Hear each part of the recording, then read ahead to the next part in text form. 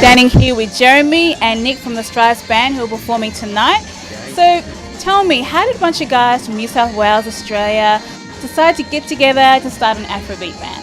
I think we all kind of got into the music, like we were right into FELA KUTI while we were studying. We studied jazz at the conservatorium up here and we all started listening to our music, but I think it was our drummer, Al Hicks, who was playing in New York.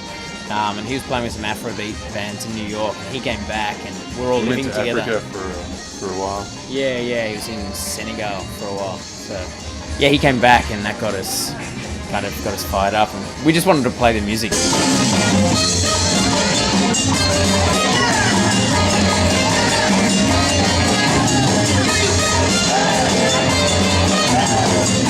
Being jazz musicians, we're listening to a lot of funk and I guess Afrobeat combines that with world beats and Nigerian high life and a lot of the African rhythms that we were listening to anyway. So it kind of it had a lot of things mixing together that we were really inspired by. So. And it really is such a popular type of music, isn't it, on a global scale? So why do you think that is? Yeah, it seems to be like a bit of a movement even at the moment back in, like it's kind of a resurgence sort of thing. I suppose it's such good music, like it's such, even though like generally like all Fela's music's pretty heavy, the content of like he's singing about it makes you feel so good to be listening to it too, so it's like positive kind of positive, energetic with a message. Yeah.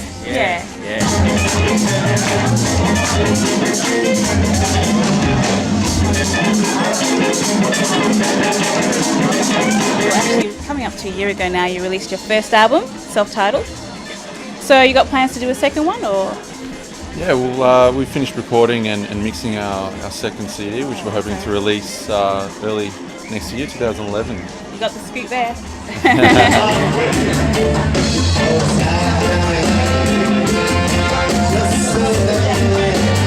What can your fans and the viewers expect from your second album? I think the band's developed a lot since our first album.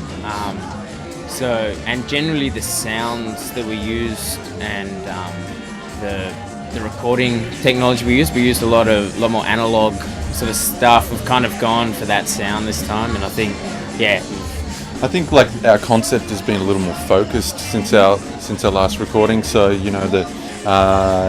the grooves and the melodies and some of the lyrics are a little more in the direction that we were hoping to go on the first one, but didn't quite get there. I can tell that you've played at lots of different festivals. I mean, for example, this year you're at the Jazz Festival at Darling Harbour. Do you prefer the festivals, or do you prefer more intimate venues like the Basement? I think it depends what the festival is, but generally it's a festival kind of band. I think, we'd like to be doing more festivals, I think. But I mean, that's not to say that the venues... The crowds you get at festivals are always much more, they're there for the music.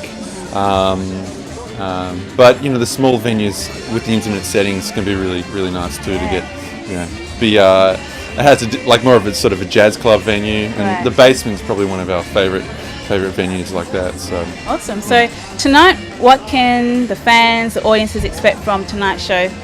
Playing the music of FELA KUTI, what kind of a vibe?